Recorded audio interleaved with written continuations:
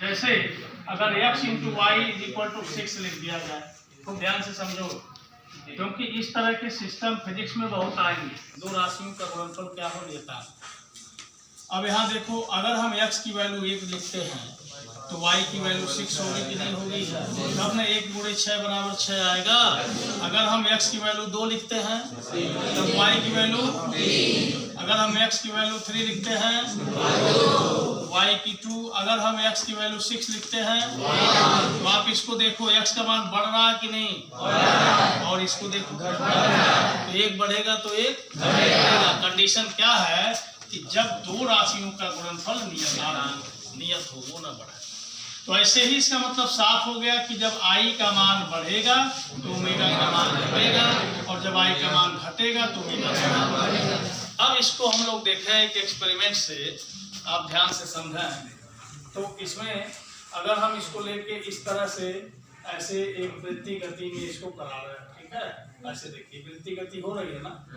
अब इसको मैंने फिक्स कर लिया, इसमें हम खुद वेग वगैरह नहीं बढ़ा रहे, लेकिन ये धागे को हम खींच रहे हैं धीरे धीरे। देखो बढ़ रहा है कि नहीं बढ़ रहा है? फिर से देखो, ये पहले मैंने इसका जो रेडियस है यानी धागे को बड़ा करके रखा हुआ है, ऐसे ये घूम रहा है।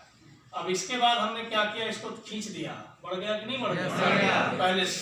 तो इसी तरह से आप फिर एक बार देख लीजिए कि ऐसे देखिए, ऐसे बना हुआ है, तो रेडियस हमने बड़ा रखा है, फिर हम धागे को खींच रहे हैं, देखो बढ़ गया, बढ़ा ना।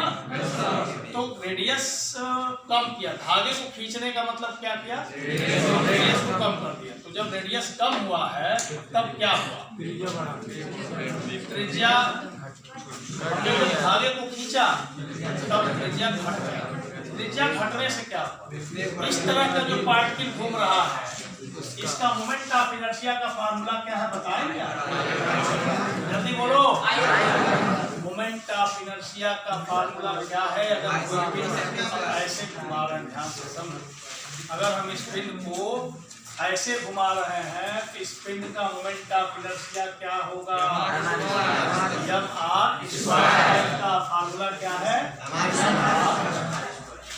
मतलब क्या हुआ कि अगर हम रेडियस को कम करेंगे, यानी धागे को जब हमने खींचा तो रेडियस कम हुआ, तो रेडियस को जब हम कम किए तो आई घटा कि बढ़ा, जल्दी बोलो सब लोग, आई घटा कि बढ़ा। जब हमने रेडियस को कम किया, ये r का मान घट गया, तो आई का मान घटा कि बढ़ा, जी आई का मान निकाल रहे हो, इसका गुणा करने पे आई आ रहा है ना, आई का मान यहाँ हमें निकालना है। हम ये नहीं पूछ रहे हैं कि एक बढ़ा तो एक घटा, इन दोनों की बात तो हम कर नहीं रहे। हमने तो बात किया कि r बढ़ा दिया जाए तो i क्या होगा, बढ़ेगा। r बढ़ेगा तब भी i बढ़ेगा, m बढ़ेगा तब भी क्या होगा, i बढ़ेगा। तो इसका मतलब i बढ़ गया। तो जब धागे को हमने खींच लिया तो क्या बढ़ा, धागे को खींच लिया तो रेडियस घटा कि नहीं घटा, जब रेडियस घटा तो r का i का मान घटेगा कि बढ़ेगा, घट गया। तो ये क्लियर हो गया कि जब धागे को हमने खींचा तो रेडियस घटा है, और रेडियस घटने से i घट गया, और जब i घटा तो बढ़ेगा क्या, क्या बढ़ा, देखो इन दोनों को, घट गया तो क्या बढ़ गया, ओमेगा बढ़ गया। ओमेगा का मतलब कोणीय, इसीलिए से आप देख रहे हो यहाँ पर, देखो ध्यान से, इसी वजह से इसमें ऐसा हो रहा है कि जब इसको जब हम गति करा रहे हैं, ध्यान से देखा, तो हमने इतना लंबा धागा बना रखा है, ठीक है, इतना लंबा मान लो है ऐसे।